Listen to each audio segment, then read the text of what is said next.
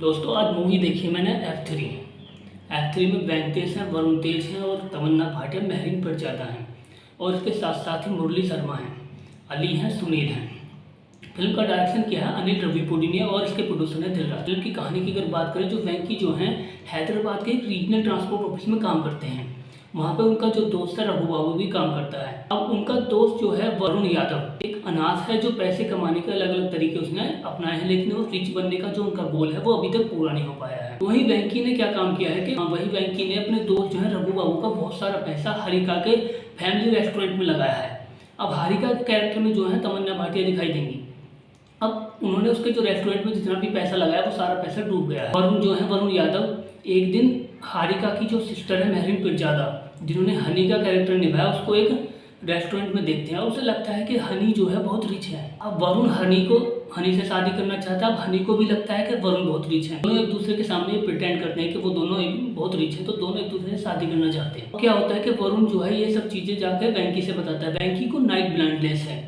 और वहीं वरुण की बात करें तो वरुण जो है हकलाते हैं, उन्हें हकलाने की प्रॉब्लम है। कभी कभी वो वेंकी को फोटो दिखाते हैं हनी का। अब नाइट ब्लाइंडनेस होने के कारण जो वेंकी जो है उस फोटो को देख नहीं पाते हैं। वो तैयार हो जाते हैं वरुण को फंडिंग करने के लिए, उसे इम्प्रेस करने में जितना भी खर्चा आएगा उसको वो फंडिंग करने के लिए क्या काम करते हैं, वो पाला बेबी नाम का जो कैरेक्टर है वो अली ने निभाया। उसके पास जाते हैं, उसके पास अपनी जमीन गिरवी रख के वो उससे कुछ पैसे उधार ले लेते हैं।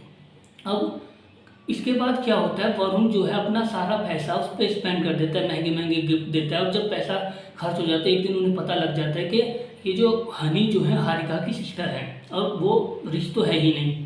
और जब उन्हें ये सब पता लग जाता है, पाला बेबी को जो है अपना पूरा पैसा वापस चाहिए। अब पाला बेबी उन सबको उठा लेता है और अपना पैसा मांगता है। अब इसके बाद क्या होता है कि वो हारिका की पूरी फैमिली वहाँ पे जाती है। हारिका की पूरी फैमिली को पाला बेबी जो है इतना सीधा समझ रहा था कि बहुत ज़्यादा सीधी और मासूम फैमिली है। और दूसरा पाला बेबी जो थे वो महिलाओं की बहुत इज्जत करता है।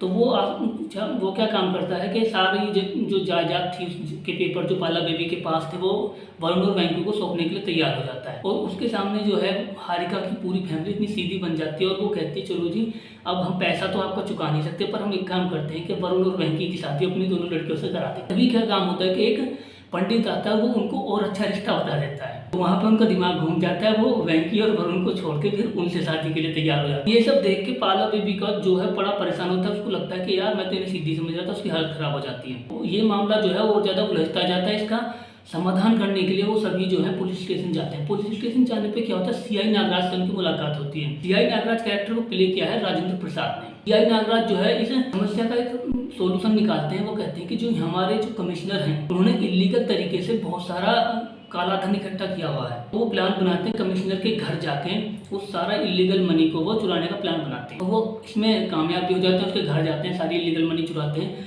और वहीं पर खड़ी एक बेकार कार में वो उसे रख देते हैं, जिस कार से उन्हें एक किडनैप की हुई लड़की भी मिलती है जिसकी वो जान बचा लेते हैं। जान बचाने के बाद क्या होता है, अगली सुबह कमिश्नर को पता चल जाता है कि इन सब लोगों ने मेरे घर से पैसा चुराया है। अब कमिश्नर उन सबको बुलाता है, पकड़ लेता है और कहता है कि मुझे मेरा पैसा वापस चाहिए। कमिश्नर के कैरेक्टर में दिखाई दिए हैं संपत राज उन्हें धमकाते हैं कि मुझे मेरा पैसा चाहिए। अब अगले दिन वो पैसा कैसे लौटाएं, क्योंकि वहाँ से जो कार थी वो मिसिंग है।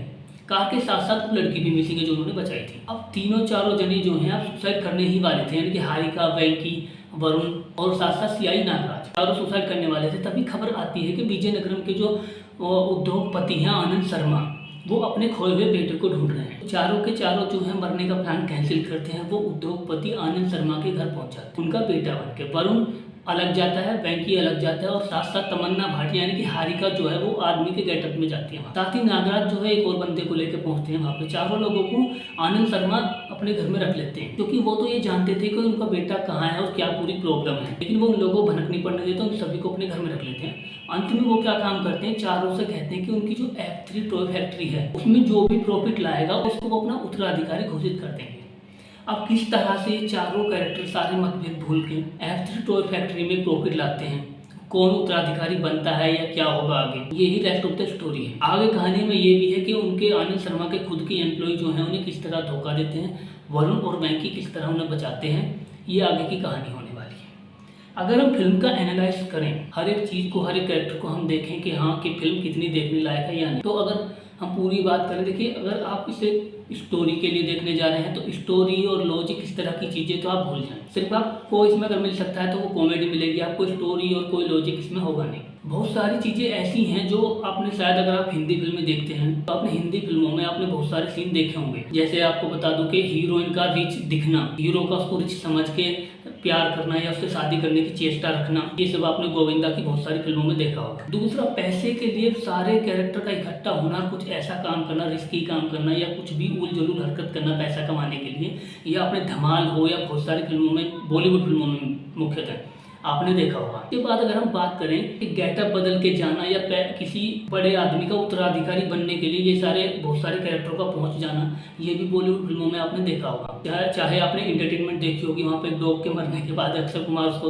उत्तराधिकारी या पूरी जायदाद का मालिक बनने के लिए किस तरह की चीज़ें करते हैं वो भी आपने देखा ही होगा। और बॉलीवुड फिल्मों में हमने ज़्यादातर इस तरह के स्टोरी प्लॉट हम देख चुके हैं। तो बहुत सारी फिल्मों से इंस्पायर लगते हैं मुझे अनिल रविपुरी, और वाकई में वो इंस्पायर है बहुत सारी फिल्मों में, क्योंकि उन्होंने कहा था कि एक्ट टू बनाने के टाइम पे उन्होंने बताया कि एक्ट टू जब वो बना रहे थे उसके टाइम पे उन्होंने इंस्पिरेशन ली थी बॉलीवुड की बहुत सारी फिल्मों से। अब एक्ट 3 देखने के बाद मैं श्योर हूँ कि हाँ, ये इतनी सारी फिल्मों से जो प्लॉट मिल रहे हैं वो मैच कर रहे हैं, सब सेम है। लेकिन मुझे थोड़ा सा जो नयापन लगा वो तमन्ना वाले कैरेक्टर में लगा, क्योंकि सोनल चौहान उन्हें लड़का समझ के प्यार करने लगती हैं और वहाँ पे किस तरह की चीज़ें होती है वो फन क्रिएट करती हैं। और डायरेक्टर ने अलग अलग तरह से फन क्रिएट करने की कोशिश की है। जैसे वेंकटेश की नाइट ब्लाइंडनेस से, वरुण तेज का जो है हकलाने से की है, और जब तमन्ना भाटिया जो है मेल गेटअप में आती है उससे भी फन क्रिएट किया है उसने। अली के कैरेक्टर से फन क्रिएट किया है, साई नागराज से फन क्रिएट किया है, और हारिका की जो पूरी ही फैमिली है उनकी चतुराई से वो किस तरह से लोगों को धोखा देते हैं उससे भी फन क्रिएट किया है। उसके बाद आता है कि हम महरीन पिरजादा का जो स्टाइल है वो बात करने का, वो गरीब होते हैं और किस तरह से प्रिटेंड करते हैं अमीर दिखती है, या किस तरह से उसका एक स्लोगन है वो बोलती है उसे।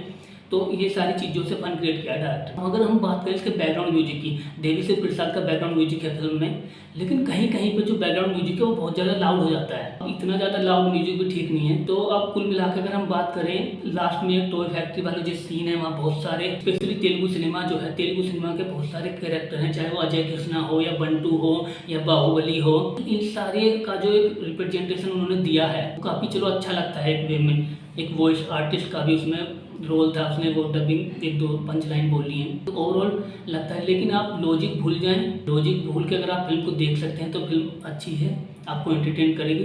वीडियो देखने के लिए धन्यवाद।